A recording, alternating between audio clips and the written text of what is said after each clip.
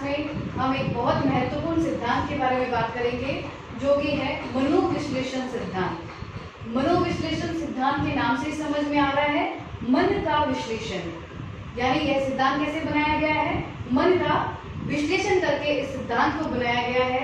और मनोविज्ञान में जैसा कि हम जानते हैं मन का मतलब क्या होता है, मस्तिष्क। तो हम आज जो पढ़ेंगे वो पढ़ेंगे मन के विश्लेषण का सिद्धांत, यानी मनोविश्लेषण का सिद्धांत, जो कि किसने दिया है, सिगमंड फ्रायड ने।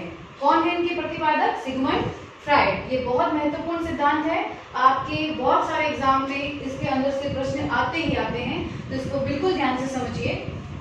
फ्रायड जो है ये ऑस्ट्रिया के मनोवैज्ञानिक थे, ठीक है। मनोविश्लेषण सिद्धांत जो बनाया फ्रायड ने, ये क्यों बनाया, किस परिस्थितियों में बनाया, क्या इसका पर्पस था उनका बनाने का, पहले इसको समझते हैं, इसके बाद हम बात करते हैं मनोविश्लेषण सिद्धांत के बारे में।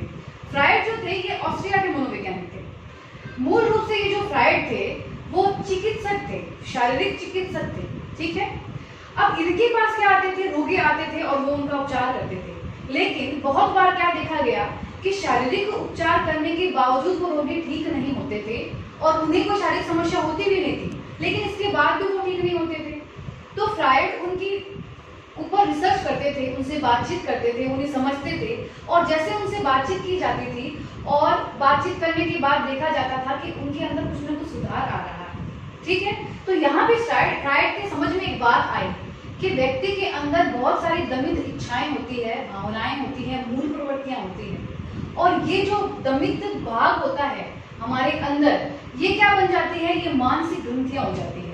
इन्हें हम क्या कहते हैं, ये जो दमित भाग या भावनाएं या मूल प्रवृत्तियां जो व्यक्ति के अंदर होती है, ये मानसिक ग्रंथियां होती है। इन मानसिक ग्रंथियों के द्वारा बाद में ही क्या होता है, ये मानसिक ग्रंथियां शारीरिक रोग या मानसिक रोग का रूप धारण कर लेते हैं, जैसे हिस्टीरिया है या अन्य भी किसी प्रकार के मानसिक रोग है। तो इस वजह से क्या होते हैं, व्यक्ति असामान्य व्यवहार करते हैं और वो मानसिक रोगी बन जाते हैं। अब जब तक हम इन दमित इच्छाओं को, ये जो भाग है, ये मानसिक ग्रंथियां हैं, इन्हें हम समझेंगे नहीं, ये किस वजह से होता है कि व्यक्ति असामान्य व्यवहार क्यों करता है, ऐसा व्यवहार जिसके बारे में वो समझता भी नहीं है, स्वीकार भी नहीं करना चाहता, और ना ही वो जानता है कि उसे किस चीज से प्रॉब्लम हो रही है।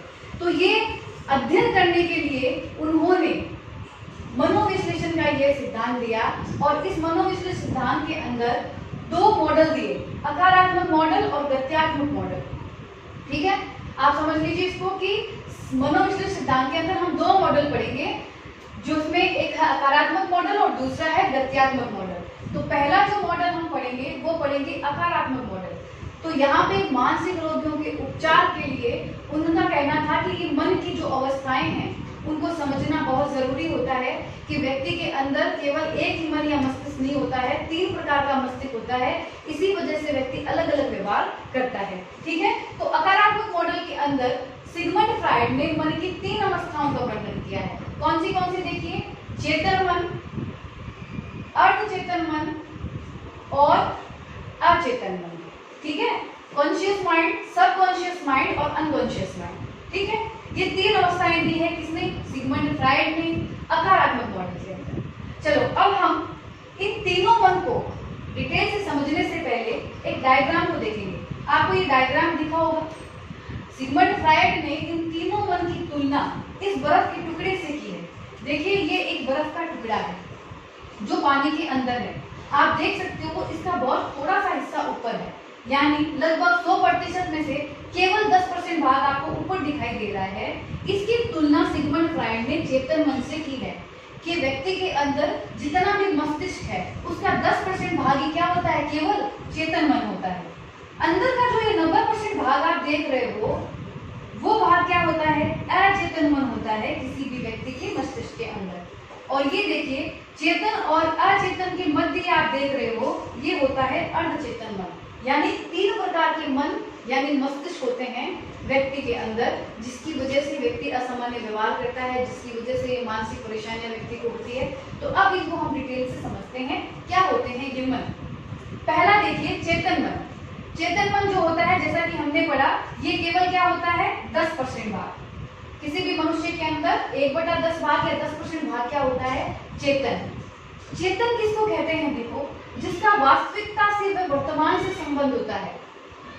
देखिए, हम जब सुबह उठते हैं, उठने से लेकर सोने तक हम जितनी भी क्रियाएं कर रहे हैं वर्तमान में, या जो हम वास्तविक रूप से जो काम कर रहे हैं, वो सभी के सभी चेतन मन के द्वारा होते हैं। जैसे मैं आपको अभी पढ़ा रही हूँ और आप अभी पढ़ रहे हैं, ये हम किस माइंड से काम कर रहे हैं? ये हम चेतन मन के द्वारा कर रहे हैं। ठीक है।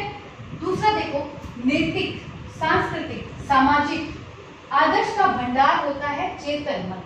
ठीक है। देखो, व्यक्ति के अंदर जो समझ होती है, जो नैतिकता के गुण वो अपनाता है कि चोरी करना पाप है, झूठ नहीं बोलना चाहिए, जो भी हमारे सामाजिक आदर्श होते हैं, सांस्कृतिक आदर्श होते हैं, ये सभी के सभी हम किसके द्वारा समझते हैं?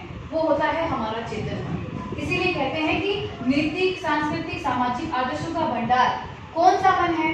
चेतन मन है। व्यक्ति जो भी तर्क करता है या नैतिकता का पालन करता है, वो किस आधार पे करता है? अपनी चेतन अवस्था में। आप सोचिए, अगर आप अभी सो रहे हैं तो क्या आप तर्क कर सकते हो? अगर आपका माइंड एक्टिव नहीं है, अनकॉन्शियस माइंड में चीजें हैं, तो आप तर्क नहीं कर सकते। तो तर्क और नैतिकता के लिए आप तर्क कर रहे हो, या सामाजिक आदर्श मानते हो, या सांस्कृतिक आदर्श मानते हो, इन सब के लिए व्यक्ति को किस मन की आवश्यकता होती है? चेतन मन की आवश्यकता होती है। ठीक है। अब देखिए, अचेतन व अर्धचेतन पर प्रतिबंधन का कार्य करता है। यह जो मन है, चेतन मन, ये अचेतन मन और अर्धचेतन मन के ऊपर प्रतिबंधन का कार्य करता है। अचेतन मन यानी हमारे मस्तिष्क का 90% भाग है, उसके ऊपर प्रतिबंधन का कार्य कौन करता है? चेतन मन करता है। समझ लीजिए, अचेतन मन में कोई विचार आ रहे हैं, जैसे आपको मन में आ रहा है कि मैं कोई चोरी कर लूं, तो चेतन मन ही होता है जो आपको नैतिकता पर आधार पर, तर्क के आधार पे आपको वहां पे रोक लेता है। अनकॉन्शियस माइंड के जो भी विचार है उनको वो रोक देता है, यानी प्रतिबंधक का कार्य करता है। कौन? चेतन मन। बिना प्रयास के स्मरण आ जाता है। देखिए, अभी जैसे हम चेतन अवस्था में हैं, अभी आपको कहे कि आपके परिवार में आपके उस चाचा जी का नाम क्या है, तो आप बता देंगे। आपसे पूछा जाए राजस्थान की राजधानी क्या है, तो आप उत्तर दे दोगे। तो ये तुरंत जो आप जवाब दे रहे हो, जो आपके दिमाग में है, वो सभी के सभी कहाँ है? जहाँ पे बिना प्रयास के सब कुछ स्मरण में रहता है, वो होता है हमारा चेतन मन। यह नियंत्रण में होता है, यानी ये हमारे नियंत्रण में होता है। चेतन मन में मतलब वास्तविक रूप में वर्तमान में हम जो भी काम कर रहे हैं, इन सब के ऊपर हमारा नियंत्रण होता है। ये जो मन होता है, इसके ऊपर आप कंट्रोल कर सकते हो। आपको क्या करना है, क्या नहीं करना है, आप निर्धारित कर सकते हो। ठीक है। तो ये की सारी विशेषताएं चेतन मन है। अब चलिए, पहले हम पढ़ेंगे अचेतन मन। चेतन मन पढ़ लिया। अब इसके ऑपोजिट में देखिए अचेतन मन, जो कि 90% भाग है। सिगमंड फ्राइड ने सबसे ज्यादा महत्वपूर्ण इसी मन को बताया है, और बताना स्वाभाविक भी है। देखिए, व्यक्ति के 100% में से 9/10 भाग यानी 90% भाग आपके मस्तिष्क का क्या है? अचेतन मन है। जिस चेतन मन की हम बात कर रहे हैं, जिसके हम काम कर रहे हैं, वो तो केवल 10% है। आपके पूरे व्यक्तित्व में जो ज्यादा प्रभाव पड़ेगा, वो किसका पड़ेगा? अचेतन मन का पड़ेगा, क्योंकि 90% भाग हमारे मस्तिष्क का क्या है? अचेतन है। देखिए, सबसे व्यापक मन, सर्वश्रेष्ठ मन, सर्वाधिक प्रभावित करने वाला मन कौन सा है? अचेतन मन। और ये आपके एग्जाम में पूछे हुए प्रश्न है कि जो लाइनें यहाँ पे लिखी हुई है, इन लाइनों से उठ के सीधे प्रश्न आते हैं कि सर्वाधिक जो प्रभावित करता है वो कौन सा मन है? वो अचेतन मन है। अब देखिए, मुख्य बात क्या है अचेतन मन की? व्यक्ति की जितनी भी दमित इच्छाएं होती है, व्यक्ति की जो भी कामुक प्रवृत्तियां होती है, जो यौन संबंधी प्रवृत्तियां होती है, जिसे लिबिडो कहा है फ्राइड ने, व्यक्ति की मूल प्रवृत्तियां, जो कि मैकडोगल ने बताया है कि हर व्यक्ति में 14 मूल प्रवृत्तियां पाई जाती है। सभी मूल प्रवृत्तियां, जितनी भी अनैतिक कार्य है, असामाजिक कार्य है, घृणित इच्छाएं हैं, जैसे किसी की हत्या कर देना, किसी से चोरी करना, झूठ बोलना, गलत काम से जिंदगी में सफलता प्राप्त करना, ये जितनी भी घृणित इच्छाएं हैं, इनका भंडार क्या है? अचेतन मन है। ये हमें पता भी नहीं होता है। जितने भी हमारे संवेग होते हैं, वो कहाँ होते हैं? हमारे अचेतन मन के अंदर होते हैं। जो भी हम स्वप्न देखते हैं, वो किस वजह से देखते हैं? हमारे अचेतन मन की वजह से देखते हैं। आप देखिए, आपकी कोई भी अधूरी इच्छा होगी, वो आपके सपने में जरूर आएगी। समझ लीजिए, आपको कोई गाड़ी खरीदनी है, तो आप देखना उसका सपना आपको आएगा, क्योंकि वो क्या है? अनकॉन्शियस माइंड की चीजें हैं, और 90% भाग किसका है? अनकॉन्शियस माइंड का है। तो ये जितनी भी चीजें आप देख रहे हो, ये कहाँ पे पाई जाती है? ये व्यक्ति के अनकॉन्शियस माइंड में, यानी अचेतन मन के अंदर पाई जाती है। ठीक है। यह नियंत्रण में नहीं होता, छद्म होता है, यानी अचेतन मन के ऊपर हमारा कोई नियंत्रण नहीं होता है, क्योंकि ये गुप्त होता है, ये हमें दिखाई नहीं देता है। ठीक है, अब देखिए प्रॉब्लम क्यों होती है, ये मानसिक रोग जो हो जाते हैं वो क्यों होते हैं, क्योंकि ये हमारे नियंत्रण में नहीं है। अगर अचेतन मन के ऊपर चेतन मन अगर प्रतिबंध का कार्य ना करे तो व्यक्ति की सारी इच्छाएं हैं उनको पूरी करने लगेगा। और ये जो मानसिक रोगी बनते हैं उसका कारण यही होता है कि वो अपनी अचेतन मन के ऊपर कंट्रोल नहीं कर पाते, कंट्रोल तो कर ही नहीं सकते हैं, चेतन मन के द्वारा उसके ऊपर कंट्रोल हो नहीं पाता है। इसकी वजह से व्यक्ति क्या करते हैं, कुछ भी कार्य करने लग जाते हैं, असामान्य व्यवहार करने लग जाते हैं और उन्हें मानसिक बीमारियों से ग्रस्त होना पड़ता है। ठीक है, इसका बहुत अच्छा उदाहरण आपको मैं बताती हूँ। एक मूवी आई थी भूल भुलैया, उसमें आपने देखा था विद्या बालन के अंदर क्या होती है, दमित इच्छाएं होती है, उसके बैड एक्सपीरियंस होते हैं लाइफ के अंदर। इसीलिए देखिए कि वो 2 कैरेक्टर प्ले करती है, मंजुनिका का भी, और उसमें उसे पता नहीं चलता है, इसमें व्यक्ति जो व्यवहार करता है उस पर नियंत्रण नहीं होता, वो क्या कर रहा है उसे नहीं मालूम होता है। अब बाद में देखिए उसको जो ठीक किया गया वो कैसे किया गया, सम्मोहन विधि के द्वारा किया गया। या तो सम्मोहन विधि का प्रयोग किया जाएगा या किसी अन्य प्रायोगिक विधि के द्वारा जाना जाएगा कि ये व्यक्ति क्यों इस मानसिक समस्या से जूझ रहा है, किस वजह से ये असामान्य व्यवहार कर रहा है। अपने आप इन चीजों का पता नहीं चलता है, इसीलिए इसके ऊपर नियंत्रण नहीं किया जा सकता। इसको तो सम्मोहन विधि या किसी अन्य प्रायोगिक विधि के द्वारा ही ठीक करना पड़ता है। ठीक है, अगला देखिए, बहुत प्रयास करने पर भी स्मरण नहीं आता। कभी कभी होता है ना हमारे साथ कि हमें बहुत सारी चीजें हैं जो याद ही नहीं आती है, बिल्कुल भी नहीं आती। बचपन की बहुत सारी यादें होती है, बहुत सारी चीजें होती है जिसे हम भूल जाते हैं। वो कहाँ होती है, हमारे अनकॉन्शियस माइंड में। इसको हम सीधे अपने आप नहीं ला सकते चेतन में, इसके लिए कुछ विधियों का प्रयोग करना पड़ता है, तभी आप उन भूली यादों को याद कर सकते हो कि किस वजह से आपको क्या प्रॉब्लम हो रही है। तर्क व नैतिकता का स्थान नहीं होता है। क्यों नहीं होता है, क्योंकि देखिए अनकॉन्शियस माइंड के अंदर आप देखिए दमित इच्छाएं, अनैतिक आचरण, असामाजिक व्यवहार, घृणित इच्छाओं का भंडार, तो यहाँ पे कोई तर्क और नैतिकता काम नहीं करती।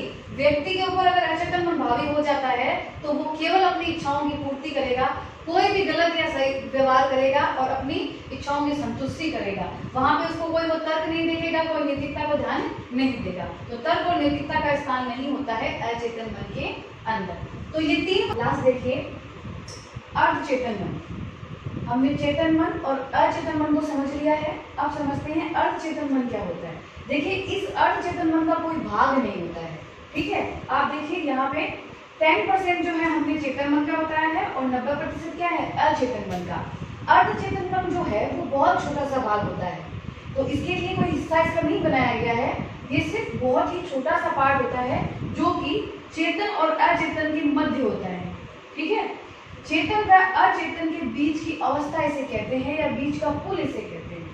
अब ये अवस्था में क्या होता है, देखिए यहाँ पे प्रयास करने पर स्मरण आना, यानी जब हम कोई चीजों को याद करके रखते हैं और बहुत याद करने पे वो हमें दोबारा याद आते हैं, तो वो कौन सी अवस्था होती है, अर्धचेतन की अवस्था।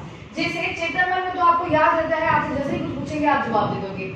अचेतन के अंदर सम्मोहन विधि या प्रायोगिक विधि के द्वारा आपको इन चीजों को स्मरण में लाना पड़ेगा। लेकिन अर्धचेतन मन में क्या होता है, यदि आप प्रयास करेंगे, दिमाग में जोर लगाओगे तो आपको वो चीजें याद आ जाएगी। जैसे हम बोलते बोलते हमारी जीभ लटका जाती है, ये क्यों होता है, ये अर्धचेतन मन की वजह से होता है, क्योंकि जो चीजें याद की हुई है वो याद नहीं आती, तो एक बार के लिए थोड़ा सा हम रुक जाते हैं। जैसे क्या होता है, देखिए आप किसी को सामान देते हो, समझ लीजिए किसी लड़की ने अपनी कोई ड्रेस किसी को दे दी और बाद में वो उसी ड्रेस को घर में ढूंढती रहती है, उसे याद नहीं आता है कि मैंने वो किसको दी थी। तो दिमाग पे जोर लगाने पे उसे याद आता है, अच्छा ये चीज मैंने, अब ये ड्रेस उसको मैंने दी थी। हमारे साथ एग्जाम के अंदर यही होता है। देखिए बहुत सारी चीजें आप याद करके जाते हो, लेकिन आपको खुद ही चीजें आपके दिमाग से स्लिप हो जाती है, लेकिन वहां आप बैठ कर याद करते हो इसका आंसर क्या है। तो जब ये आप जोर लगाते हो दिमाग पे और उससे आपकी चीजें स्मरण में आती है, तो वो कौन सी अवस्था होती है, अर्धचेतन की अवस्था होती है। तो ठीक है, ये थे हमारे 3 मन, चेतन मन, अचेतन मन और अर्धचेतन मन। इन्हीं के अध्ययन से हम जितने भी मनोरोगी होते हैं उनका हम उपचार कर सकते हैं। स्पेशली जो मन होता है वो हमारा अचेतन मन है। अगर इसको हम समझ जाएंगे व्यक्ति के, तो व्यक्ति की जो भी समस्याएं हैं उसका हम निवारण कर सकते हैं। ठीक है, तो इसका स्क्रीनशॉट लीजिए।